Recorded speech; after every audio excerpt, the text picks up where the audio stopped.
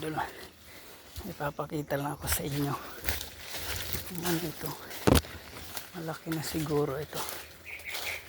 Sobrang bigat ng aking ano ay iwan ko, nandito pa yan. Kita nyo kayong butas na yan. Wait lang,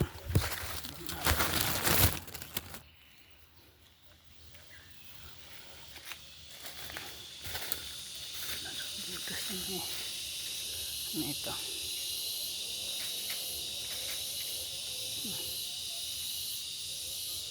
Yan ay nilunuhan ng ahas.